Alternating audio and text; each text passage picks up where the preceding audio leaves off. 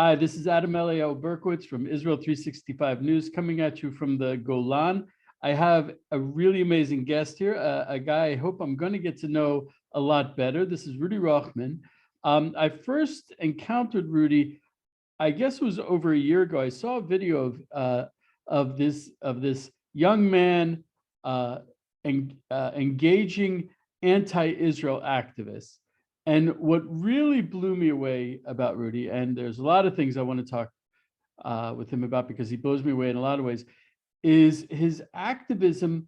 He doesn't, it's not anger, it's not I'm right, you're wrong. If anything, I think he's educating people who have really just only gotten one side and the bad side of the story. And it seems like you're always looking for solutions with the people on the other side. Would you say that's accurate?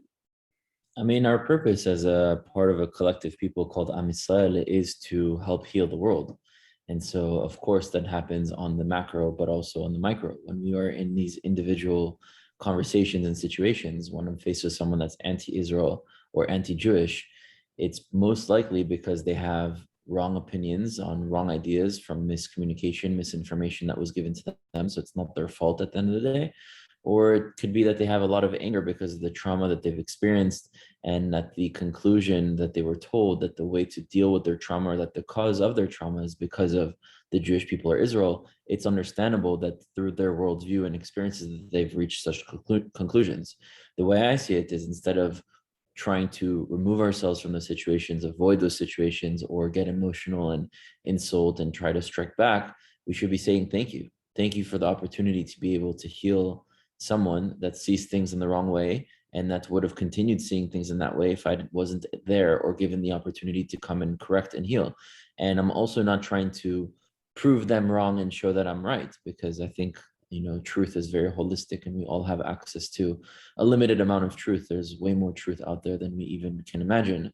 But I think that more so, when I'm trying to communicate with them, is understanding their worldviews, their values, their understanding of the world, and to try to show them a better way for them to be right based on their values and what they already see the world as, rather than just trying to say you're wrong and I'm right.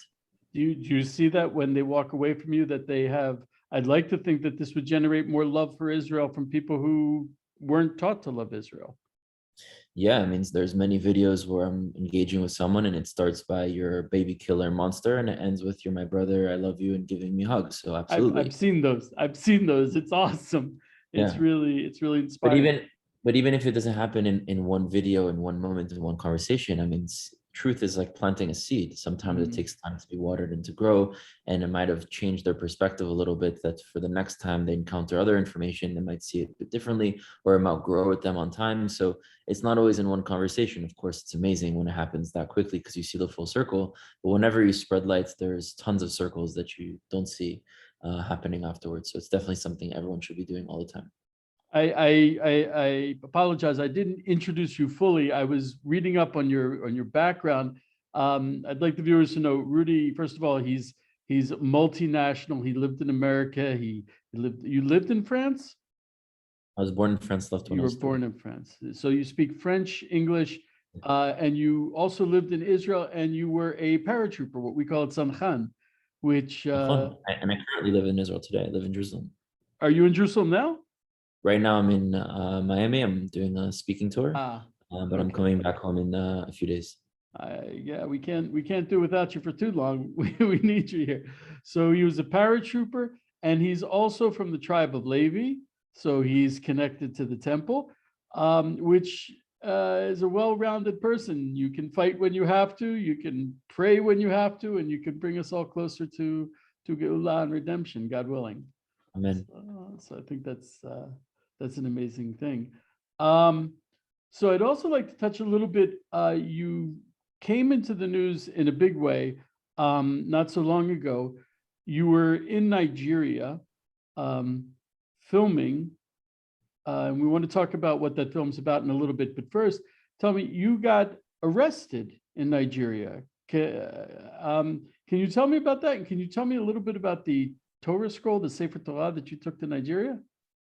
Sure. 2 days before we left Nigeria to film an episode of our We Were Never Lost documentary, which is a documentary that showcases the stories of the lost tribes slash disconnected communities of Jews around the world. Africa is our season 1, and so Nigeria is one of those episodes, which is why we left there. 2 days before leaving, Noam Liebman, who's the filmmaker and director of the project, he came up with an idea that we need to bring them a Sefer Torah. I don't know where this idea came to him. It just came to him and he said, we need to bring them a Sefer Torah. And I told him, look, like I'm all for it, but Sefer Torah is $100,000. We're still raising almost $1 million to be able to do our entire project. How are we going to raise that money separate to what we're already trying to raise? And we're visiting 10 communities in Nigeria. What are we going to bring them each a Sefer Torah? We're going to 6 different countries in Africa. We're going to bring like 60 Sefer Torot every single time. Like, how does that make sense? And what I think we should do is we should make a custom shiviti and make some lost tribes like aesthetics to it and make a print and then bring it to each community for them to frame in their synagogue. For And we still people who did don't that. know, a shiviti it's a kind of, let's call it a sign that you put in every temple, every synagogue. It means to place God in front of you always, especially when you pray.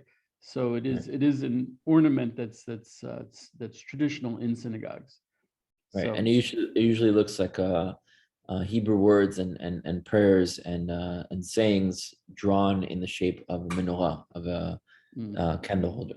And so we made a custom piece of that. And our plan was to go and bring those into the communities. And somehow within a day, we found a Sefer Torah for $6,000, which is unheard of. A Sefer Torah that survived the Holocaust, that is mm. written in a chtav that is extinct, that is an ancient old chtav that was existent in Ukraine, but no longer exists because all that community was wiped out. And it's so old that it looks almost identical to Sephardic chtav. Like just, an insane historical piece that we found, or that found us really. And we found a donor to be able to sponsor it. And we found the artist that does all the paintings in Machane Yehuda. If you go to Machane Yehuda, the shuk in Jerusalem, you'll see all the paintings done on the gates, on the covers of the buildings. And that same person, Solomon Souza, was able to make an amazing painting on the wooden case of the Sefer Torah. And just so many miracles that happened to us the moment that we came up with that idea. I had to like bring the Sefer Torah in my hands in the plane because I couldn't bring the case. We had to give it in luggage, and I wrapped it in a talit. And when I went on the plane, I wanted to put it in the on top compartment because you can't carry it on you when you're on the plane. But unfortunately, when we were on the plane from Istanbul to Lagos, there was no space above me, and I didn't want it to get crushed between bags. So I asked the flight attendant if she could bring me to like first class or something in order to store it over there. And we come to first class. It's very far from where I'm actually sitting, so I can't even see it. I don't have eye contact, and I'm feeling nervous about leaving it by itself. And I put it in, and I make sure to put blankets to make sure that it's safe in the compartment on top. And to the back of me, to my right, in first class, right in front of where I'm putting it, I hear Shomeachi, the Sefer Torah, and in Hebrew, it basically says, "Hey, brother, is that a Torah? Is that a Sefer Torah? Is that a book of the Torah?" And I'm like, "Yes." Like, what are you doing here? And he's like, "I'm an Israeli. I'm traveling to Nigeria on business." And this is from Istanbul to Lagos, so a Muslim country to a predominantly Muslim government country. And I asked him if he can stay looking over it and watching it, and he says, "Yes, of course." And then he then decides, he's like, "You know what? Actually, no, I'm not going to watch over it. You're going to watch over it. You're going to sit here in my first class seat, and I'm going to go back and sit in economy." And he gives me his economy seat. And I can't tell you how many miracles upon miracles happened. That was just one of them. Like how many times it continued unfolding while we were So, there. Yeah. so my understanding is the Sefer Torah is actually part of why you got arrested. Not really. We got arrested because the government doesn't want an empowerment film being done on the Igbo people, because the government is very much so anti the Igbo people. So by nature of coming to do a documentary on them, it was seen as something bad. But before we were taken, there were a bunch of different blog posts written, Israeli Mossad agents sent to take apart Right. Nigeria with a device called a Torah. Like, I mean, come on. So obviously these were crazy conspiracy theories that have nothing to There do were some with super any. bizarre videos on YouTube that I was looking at. I'm like, Right, right, whoa. right. Yeah. So it was more of a huge myth and controversy and conspiracy theory created around the Sefer Torah, but that wasn't the actual reason why we were taken. thank God, because it's a holy object. It's not supposed to be used to incite or to. It reminds me of the story in the Tanakh about taking the Arona Brit, the Ark of the Covenant, out to war, and it gets in the days of Eli the Cohen and Shmuel Anavi, and it gets captured. These are holy objects that are not meant to be used to incite or to cause anger. Yeah. So, so you touched on something, and this is actually what I'd really like to talk about with you, if I may. There is so much to talk with you about. If you ever come up to the Golan, please stop by for a cup of coffee. I'd love to. I'd We're in love the to. Golan. I'm in Katsrin, the lovely city Nice. of Katsrin. Yeah. So if you I have a come friend who up, grew up. I'm sorry. I have a friend who grew up there. It's I have a few friends who grew up here too, and I don't get out of Katsrin much. But if you come up, please give me a call, send me an email. I'd love to host you. But you mentioned the Igbo. It's actually spelled Igbo, Igbo. Could you tell us about the Igbo, who they are, and why you, Rudy Rochman from Israel, would be interested in the Igbo? So historically, let's put the Torah out for just 1 second. Historically, the world is very familiar with this idea that there was Israelite kingdom that was smashed and destroyed and went into exile. And later on, the Judean kingdom was smashed and destroyed by the Romans, and then they went into exile. And so the Jews of today are those who come from that Judean kingdom, and also some from Yemen that had always stayed there, and some from Iran that had always stayed there, but predominantly those that were part of that civilization that was constantly connected at that time. But we all know that there was another several tribes that were amongst the Israelite kingdom that was smashed and destroyed and spread into the diaspora generations before Judea with the Romans 2,000 years ago. So we're all familiar with that. And even if we don't look at it historically, we look at it purely biblically or spiritually, religiously from the Torah, it also talks about this happening. And in the Torah, it talks about that in the times of Mashiach, there will be reunification of the tribes of Israel that have been lost and disconnected from the four corners of the earth coming back into the land of Israel. So we already know that these tribes at some point will come back. And it also says in the Torah that Yaakov gives the blessings to his children. And the blessing he gives to Yehuda is that you will be the son that preserves Torah and gives it back to your brothers. Now, his brothers in his lifetime did not lose Torah. They always practiced Torah, and they eventually became 12 tribes from it. But it's a foreshadow to the future that those that are of the different tribes that descend from those brothers that will lose Torah will be given it back by those who come from Judea. And it's very clear that our responsibility as those who come from Judea who preserve Torah, that we need to bring it back to those who were disconnected from it, the other tribes. And it's very clear that in the times of Mashiach, that anyone who's Jewish and spiritual or religious or whatever else or believes in the Torah very clearly sees that we are in the times of Mashiach or approaching them, meaning that it's not a coincidence that these conversations are popping up now and that these people are looking for us and that we should be looking for them. So I got into this topic of these Jewish communities when I first found out about Black Jews in Africa outside of the Ethiopian experience or outside of Black Jewish converts. I found out about the Igbos and the Lemba and the Abba Yudaya and Jews in also in Asia, the Pashtuns, the Bnei Menashe, the Cochin Jews, the Kefeng Jews in China, and all these different communities, even the Bnei Anusim, Sephardic Jews that were forcibly converted to Christianity and Catholicism and preserved their identity by hiding it underground.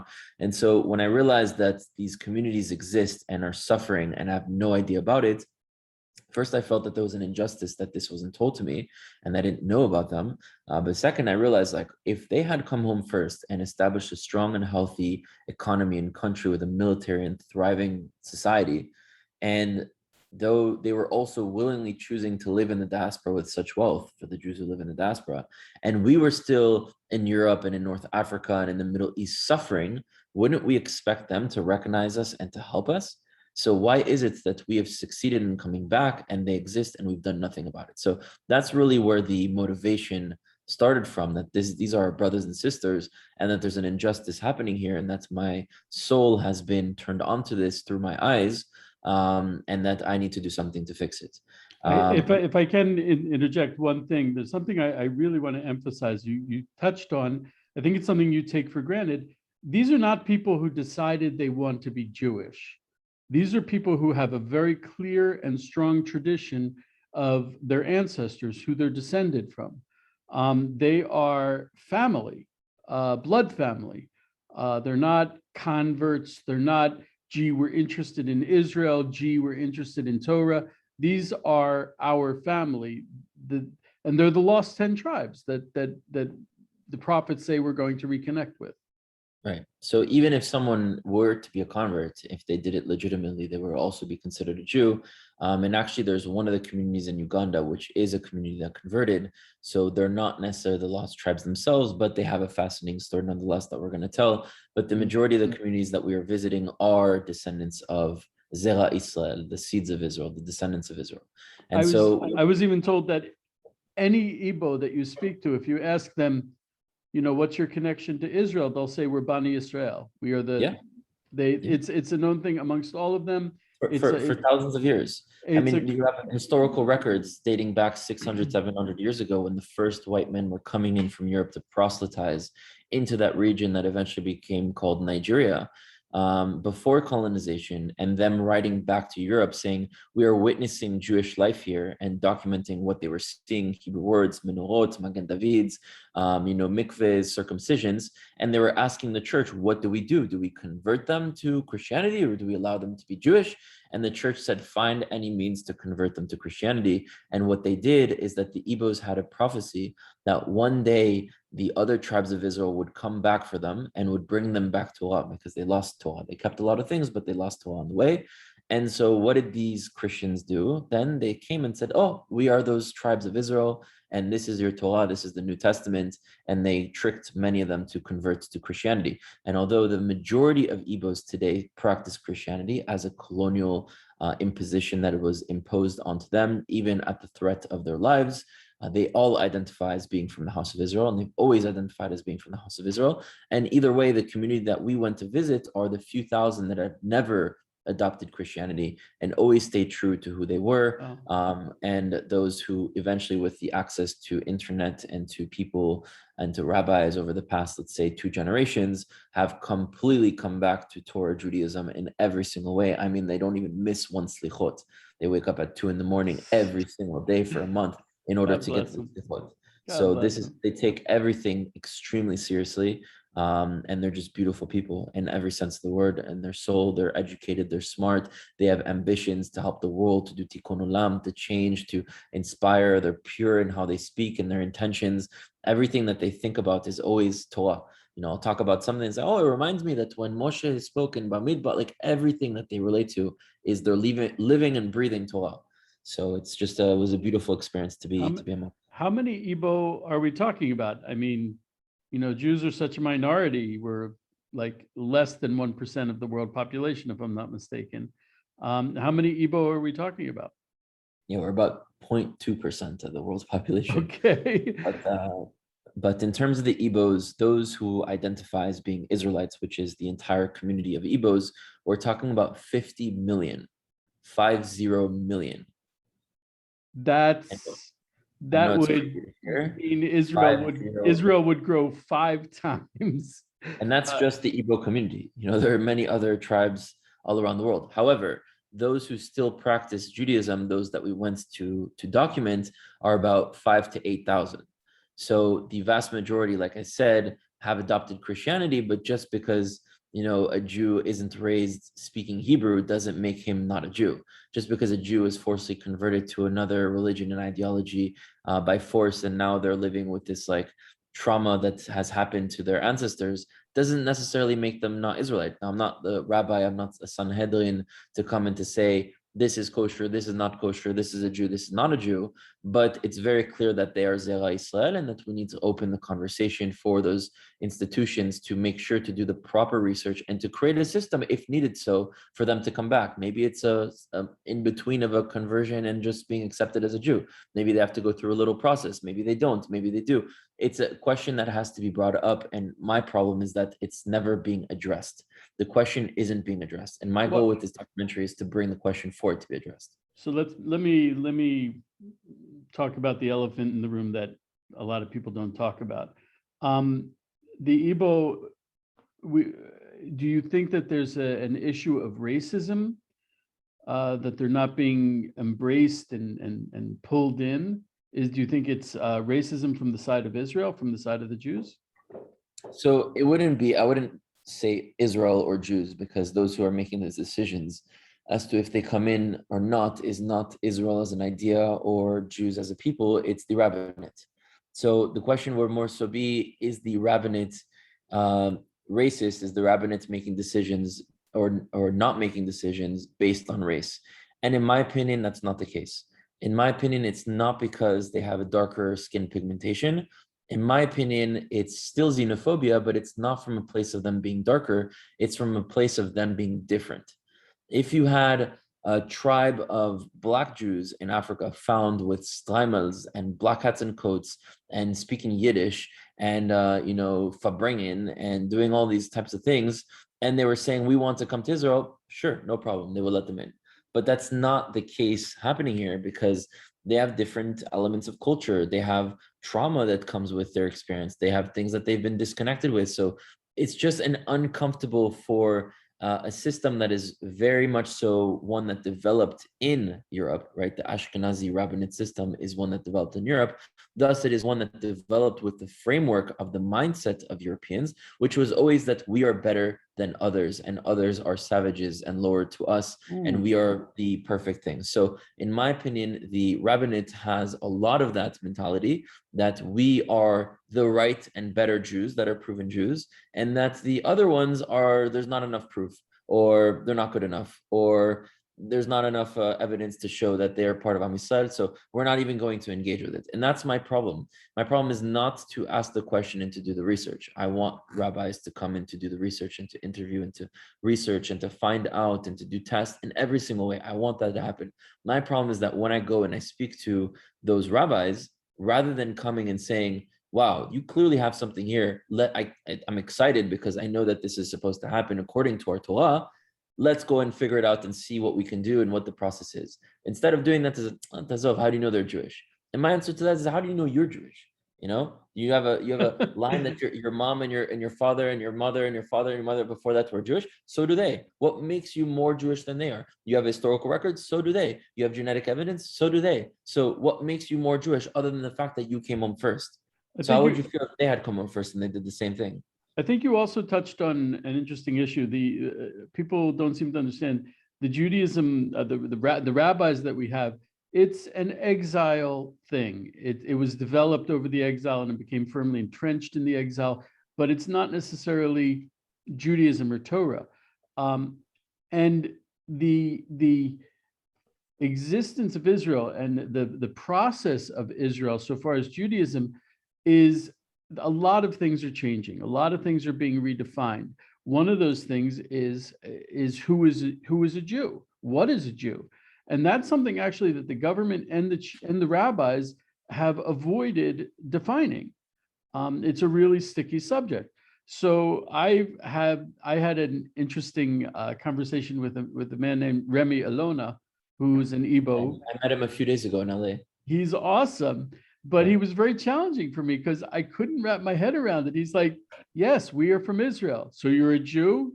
He's like, that's not the right question. Well, I'll tell you why. Even Ethiopian Jews never called themselves Jews until Ashkenazi and Sephardi Jews and Mizrahi Jews came to rescue them, because they had never heard the word Jew before. Because why are we called Jews? Not because we all come from the tribe of Judah. I come from Shevet Levi.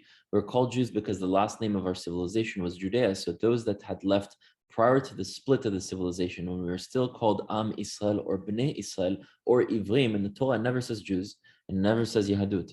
So the reason we're called Jews is because that was the last name of our civilization. For those who left prior to it becoming Malchut Yehuda, it is obvious that they wouldn't be referring to themselves as Jews. So the Ethiopians had never heard of this word Jew before. It was Israel, Bnei Israel, Am Israel. So yes, them also never consider themselves Jews because they left from Israel as a people of Israel. or Hebrews. They never called themselves Jews. But today, a lot of them identify as Jews because, just like I am Jew, because this is a synonym for the same people, some of them now identify as Igbo Jews because this is the synonym that the world responds to and resonates when they hear the word Jew.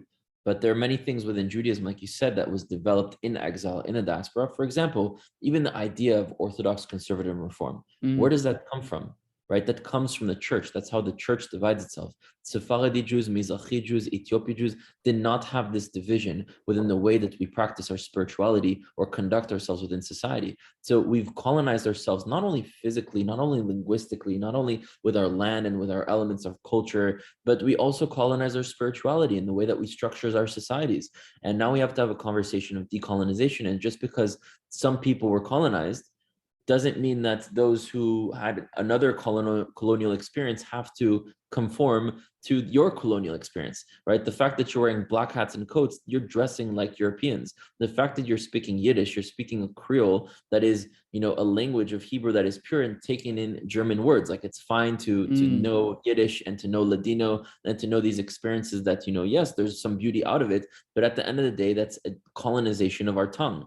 And so people shouldn't have to conform to another experience of colonization just because it's different to theirs. Yeah. At the same time, I saw a discussion you had with the really delightful man, Ibo, and you were talking in Hebrew. Was that in a synagogue in?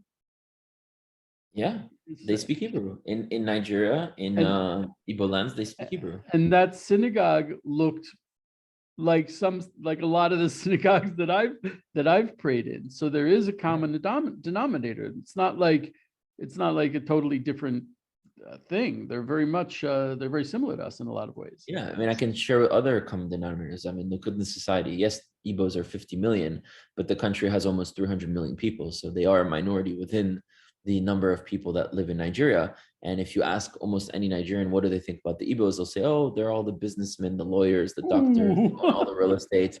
And whenever there's a problem in society, it's like, oh, the Igbos, well, they run the media, and the Igbos, they run the economy. So of course it's their fault. Igbos are the most highest educated demographic in all of Nigeria, the richest demographic also in all of Nigeria. Whenever they're talking to themselves, it's always like, hey, you need help? Let me speak to my uncle who's going to connect you with this person and that person. It's almost identical experience. They only marry between themselves. The rest of the Igbos are like, oh, they think they're better than us. They only want to marry between themselves. I mean, you start to see pattern after pattern after pattern. At some point, you say, okay, you can't deny this anymore. In 1967, the same year we had our liberation of Jerusalem, they fought a war of liberation and they were free for 3 years until 3 million Igbos were exterminated by the Nigerian government. They had their own mini version of a Shoah that they experienced. Until this day, they're being persecuted and massacred. Why? For being Igbo. And So, I did army with a lot of Ethiopians, and I was doing guard duty with one Dani, and we were talking, and he described some awful anti-Semitism that he experienced in Ethiopia. And I asked him, I said, "How did you know that you were Jewish?" He said, "I look Jewish," and that blew me away because he's Ethiopian. He's black.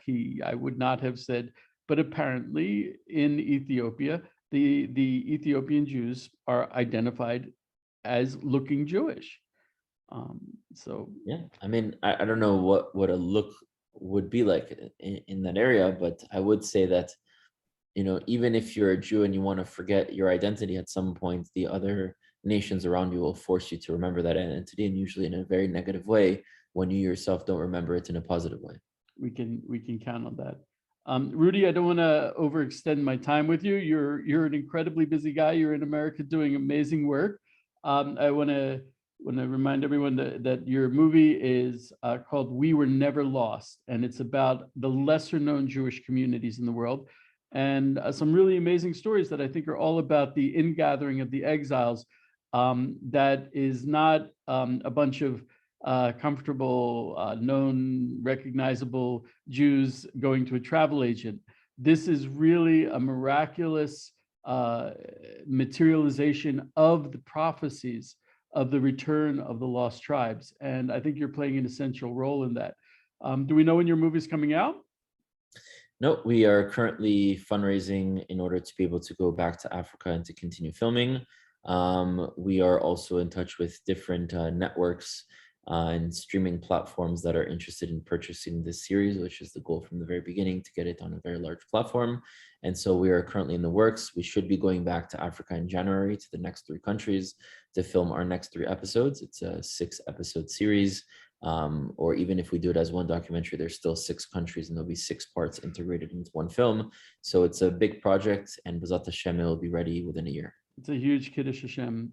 And as I said, we're seeing something here that is unexpected, that people have a hard time wrapping their heads around, but it is most definitely the prophecy, and it's most definitely the ingathering.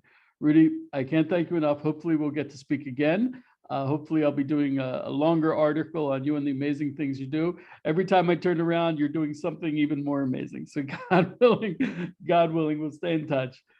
Thank you so much, Rudy. And this is just a taste of what this amazing young man is doing, and hopefully we'll have more. Thanks so much, Rudy, and Batzlacha.